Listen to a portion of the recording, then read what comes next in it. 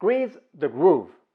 Quelle est donc cette approche de l'entraînement qui nous permet de gagner en force avec un minimum d'exercice en pratiquant quasiment tous les jours, quasiment toute la journée, sans avoir besoin de se déplacer dans une salle de sport et de consacrer des blocs bien précis à l'entraînement? Qu'est-ce que c'est que cette approche qui nous fait travailler très loin de nos limites et qui pourtant nous permet de progresser? C'est ce que nous allons voir dans cette vidéo. Alors, je commencerai par te parler un petit peu de comment j'ai découvert cette approche, dans quel ouvrage c'était, un petit peu quelle a été ma première introduction avec cette approche et ma première expérience. Ensuite, nous verrons en quoi ça consiste réellement, comment on peut l'appliquer, quelles sont les conditions pour pouvoir l'appliquer et que ce soit efficace, quels en sont les avantages pour un pratiquant qui n'a ni le temps, ni l'envie, ni l'énergie à consacrer à des heures dans une salle de sport 3, 4, 5 fois par semaine.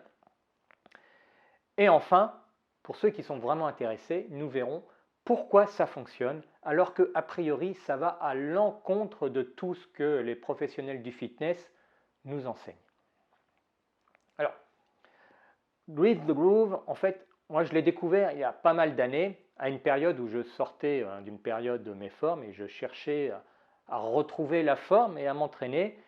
Et je suis tombé sur les ouvrages de Pavel Tsatsouline, dont un en particulier, The Naked Warrior, qui m'a fait changer ma façon de voir l'entraînement de manière générale. Alors, Naked Warrior, c'est un livre qui amène à s'entraîner pour développer sa force sans matériel. C'est le concept, le guerrier nu, ce n'est pas un guerrier qui est nu, c'est juste un guerrier qui n'a pas d'équipement pour s'entraîner. Il n'a pas de kettlebell, il n'a pas de barre, il n'a pas d'haltère, il n'a rien. Il n'a que son corps et donc il va s'entraîner au poids de corps. Et là où on avait une différence, c'est que l'idée n'était pas de faire des grandes répétitions, de faire une multitude d'exercices pour travailler finalement plutôt la force endurance. Donc l'idée n'était pas de faire 15, 20, 25 pompes, des squats, des crunchs au niveau des abdos, du gainage qui peut durer 1 ou 2 minutes. Non, l'idée était déjà de retirer un maximum d'exercices. On n'en garde que 2, les pompes sur un bras en l'occurrence, et le squat sur une jambe en l'occurrence.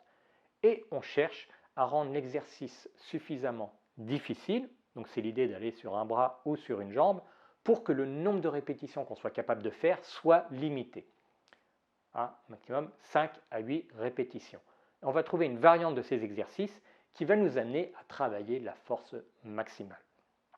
Ça, c'était déjà une première évolution.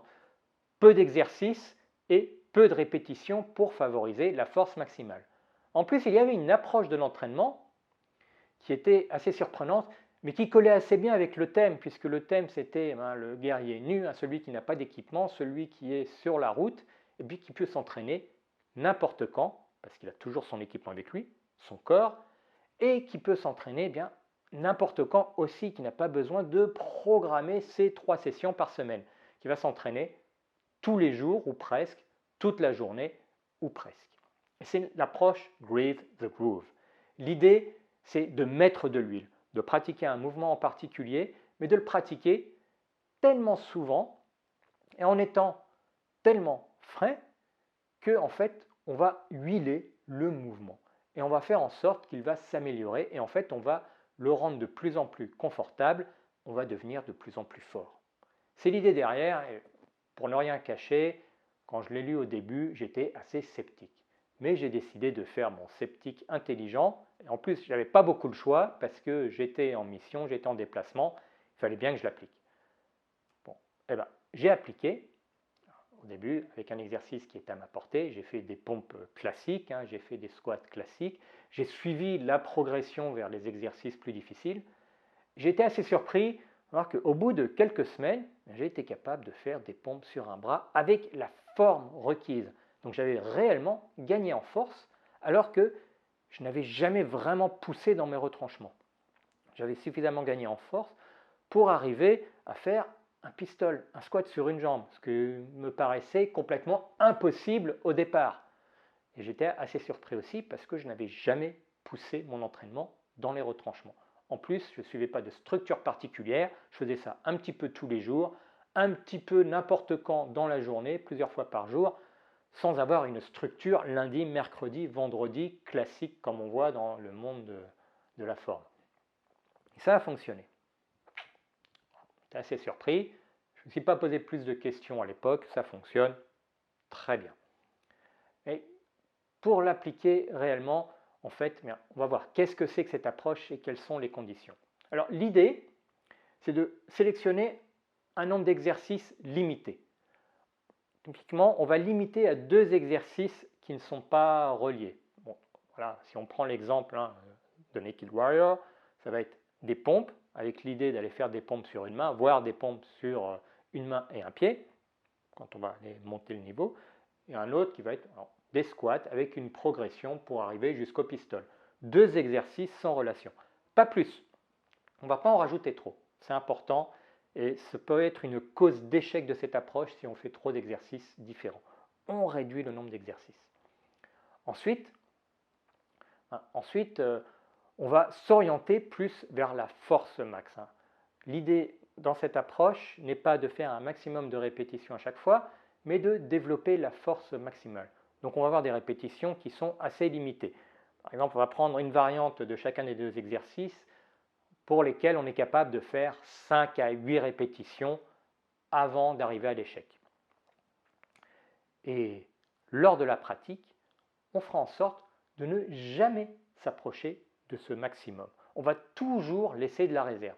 Typiquement, on fera à peu près la moitié des répétitions qu'on est capable de faire. Parfois on poussera un peu, parfois on ira un peu moins loin, mais on sera autour de la moitié. On va laisser une bonne réserve. Qu'est-ce que ça implique? Ça implique qu'à chaque fois qu'on va aller faire l'exercice, on n'aura pas de problème. On sera largement en dessous de notre maximum. On sera capable de le faire. On pourra se concentrer vraiment sur la technique, sur la qualité du mouvement. Et c'est ça qui est important et qui fait que ça va fonctionner. En fait, on va respecter 3 principes fondamentaux pour progresser en force. Pour progresser en force, lorsqu'on pratique, on veut que la pratique elle soit fréquente. C'est le principe des 3 F. On veut que la pratique soit quand on est frais, c'est-à-dire qu'on ne veut pas aller le faire en étant fatigué, on veut être frais. Et ça, c'est ce qui nous permet d'avoir un mouvement qui soit, en anglais c'est flawless, en français on dira parfait. Troisième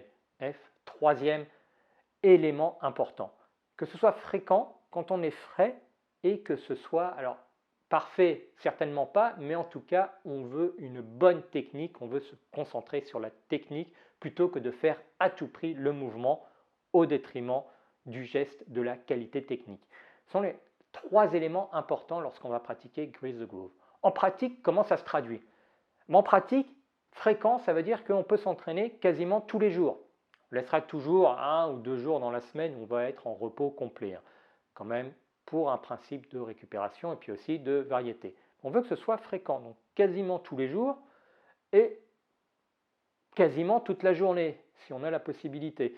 Si on n'a pas la possibilité, on va faire un peu le matin, le midi, le soir. L'idée, ce n'est pas d'avoir des horaires bien précis, mais c'est que ce soit fréquent. Donc on va caser ça autant qu'on peut dans la journée. Quasiment tous les jours, quasiment toute la journée. Premier élément pour appliquer le principe de la fréquence. Le deuxième élément, on veut être frais. Ça veut dire qu'entre 2 séries, on va laisser suffisamment de temps pour qu'on revienne à la nouvelle série en étant complètement frais. On va avoir des approches différentes. On peut dire on va faire ça à peu près toutes les heures, ou une fois au bout d'une heure, une fois au bout de 2 heures. En fait, à chaque fois, on redémarre comme si on ne s'était pas entraîné du tout de la journée. C'est le côté être frais. La recommandation générale, ça va être de laisser au moins 15 minutes entre 2 séries. Si jamais on doit compenser un petit peu quand même la pratique, on fera en sorte d'avoir toujours au moins 15 minutes entre 2 séries. Et le troisième élément, il est très important, c'est parfait. Alors parfait non, mais en tout cas, on cherche à se rapprocher de la perfection. On va se concentrer sur la qualité du mouvement. En fait, le secret, il est là. On va le faire fréquemment en étant frais, mais surtout en recherchant la perfection. On ne va pas chercher à faire le mouvement coûte que coûte. On va le faire tant qu'on est capable de le faire avec la qualité requise. Donc On va trouver un exercice qu'on est capable de faire pour 5 à 8 répétitions, et on va peut-être en faire 2 ou 3. Si on est capable de faire 10 répétitions, on se limitera à 5. Ça nous permettra de nous concentrer sur la qualité du mouvement et pas sur le fait de le terminer à tout prix. Parce qu'on a de la réserve, on a de la marge, et donc c'est pas très compliqué de se concentrer sur la qualité du mouvement. C'est aussi simple que ça, Grease the Groove. On va choisir des exercices, 2 maximum, qui n'ont aucun rapport entre eux. On peut choisir plusieurs variantes du même exercice qui nous permet d'avoir différents niveaux de difficulté. Mais pour chacun de ces exercices, une fois qu'on a défini le nombre de répétitions qu'on est capable de faire au maximum, on va limiter le nombre de répétitions à peu près la moitié de ce qu'on est capable de faire. Plus ou moins, on peut avoir des petites variations. On laisse toujours de la réserve.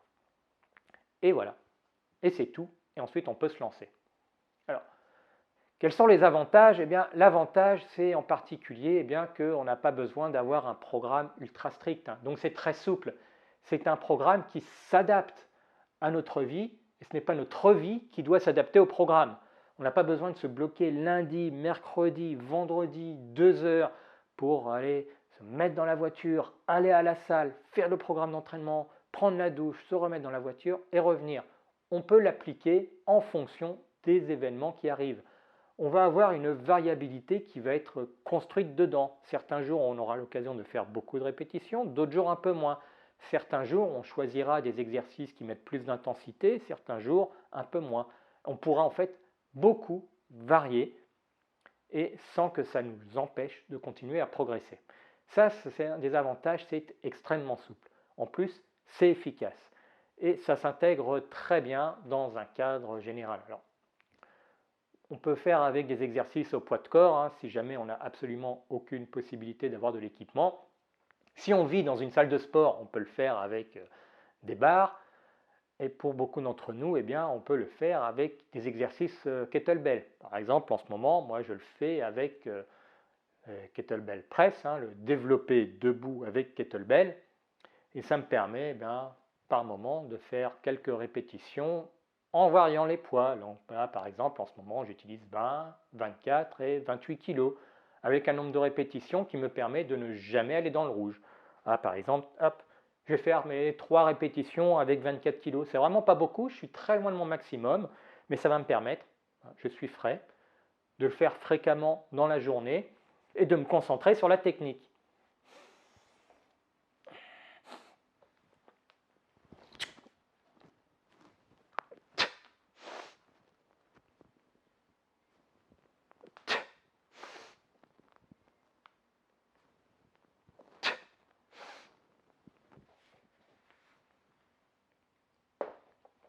Voilà pour le côté gauche. Et maintenant, on va équilibrer, on va faire le côté droit.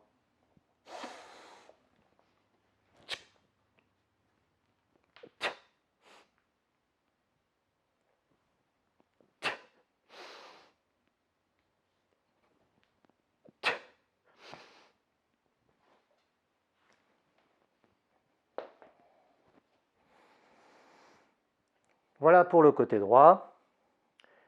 Je suis très très loin de la limite là. Je suis largement en dessous même des 50%. En fait, 50%, on va varier. Des fois, on va être à 30, 25. Des fois, on va être à 70, 80% du nombre de répétitions. L'idée, c'est de ne pas aller à 100% et surtout de ne pas dépasser les 100%. On va avoir une moyenne autour de la moitié, mais on va varier. Qu'est-ce que ça me permet là? Eh bien, je peux le répéter plusieurs fois dans la journée. Je vais varier les poids. Je vais aussi avoir 28, où je ferai moins de répétitions en général. 20 kg, où là je ferai en général plus de répétitions. Mais ça me permet, comme je ne vais pas à l'échec, comme ce n'est pas trop compliqué, de me concentrer sur le mouvement. De lire aussi mentalement ma checklist. Ok, est-ce que mon épaulé était bon? Est-ce que j'ai la bonne position? Est-ce que je contracte bien la bonne séquence pour les muscles? Est-ce que je contracte bien les abdos, les fessiers, les dorsaux, le mouvement? Est-ce que je pars trop sur le côté? Est-ce que ceci ou cela? Voilà. Ça me permet de prendre toute ma checklist et de pratiquer et de corriger facilement si je repère quelque chose qui n'est pas correct. Ce n'est pas parfait, mais ça me permet de travailler à parfaire le mouvement au fur et à mesure. Donc voilà aussi comment on peut l'appliquer. En ce moment, c'est comme ça que je l'applique. En fait, je fais en Grease the Groove des développés avec kettlebell. Et ça m'a permis de retrouver très rapidement un niveau, après une période où j'ai assez peu pu pratiquer ce mouvement, ça m'a permis de retrouver assez rapidement un niveau où je peux maintenant développer des kettlebells assez lourds par rapport à mon poids de corps, en m'entraînant avec des poids qui par rapport à mon maximum sont relativement légers. C'est là toute la force de Grease the Groove. Alors, on pourra se poser la question, pourquoi ça marche, hein? Comment ça se fait que ça marche alors que le modèle typique dans le domaine de la forme, c'est de dire qu'on a un certain niveau, on va appliquer un stress, donc on va aller au maximum ou proche du maximum, ça va baisser notre niveau, mais le corps va compenser et nous amener un peu plus au-dessus pour pouvoir refaire le même effort avec une petite réserve. Puis on va refaire un effort en augmentant la charge, on va de nouveau baisser, puis le corps va surcompenser et on va progresser. Et c'est typiquement comme ça que ça marche et ça fonctionne. Quand on a une approche de progression linéaire en particulier, on va mettre un stress. Le lundi, on va être proche des 80-85%. Le mardi, en fait, on aura baissé en performance. Le mercredi, ça va remonter. On sera capable de remettre un stress un peu plus lourd. Le jeudi, on va baisser en performance. Donc, si on s'entraînait le jeudi, a priori, on aurait plus de difficultés. Puis, on va augmenter. Et le vendredi, on pourra de nouveau monter, etc. etc. Et ça, c'est le domaine en fait, de stress et récupération dominant dans le domaine du monde de la forme. Mais ce n'est pas le seul qui fonctionne. Et pour beaucoup d'entre nous, ce modèle de stress-récupération, il n'est pas forcément particulièrement adapté. Parce que des stress, on a plein de sources possibles. J'en parlais dans cette vidéo sur le verre de stress, concept que j'ai emprunté au Dr Hardy et à Marty Gallagher dans leur livre Strong Medicine. Voilà. Ce n'est pas toujours pratique d'avoir ce genre de système. En plus, la progression linéaire ou les programmes pour novices, ça marche quelques semaines ou quelques mois. Grease the Groove, ça a l'avantage d'être très souple et très facile à appliquer, qu'on soit débutant ou qu'on soit déjà intermédiaire ou avancé. On aura différents éléments qui varieront selon le niveau où on en est, mais c'est applicable par tout le monde. Puis, on se demande comment ça marche. En fait, ça rejoint le principe que la force est une compétence. La force, ce n'est pas juste développer des gros muscles, c'est apprendre à se servir de ces muscles. C'est une compétence. Nous renforçons notre système nerveux. Et Grease the Groove permet ça. En fait, si on veut rentrer dans les détails, c'est de la myélinisation. C'est exactement la même chose qu'un musicien qui pratique, qu'un sportif qui répète des mouvements. On va avoir un influx nerveux qui nous permet de réaliser ce mouvement. En le pratiquant souvent, en étant frais et de la manière la plus parfaite possible, on entraîne ce mouvement-là. L'influx nerveux passe dans nos nerfs et au début, ce qui se passe, c'est que ce chemin, c'est peut-être un chemin de terre. Puis il y a une substance particulière, la myéline, qui va se mettre autour de ce nerf et qui va améliorer sa conduction et qui en fait transforme un petit peu ce chemin de terre en route de campagne. Ça passe mieux, ça passe plus vite, on se renforce.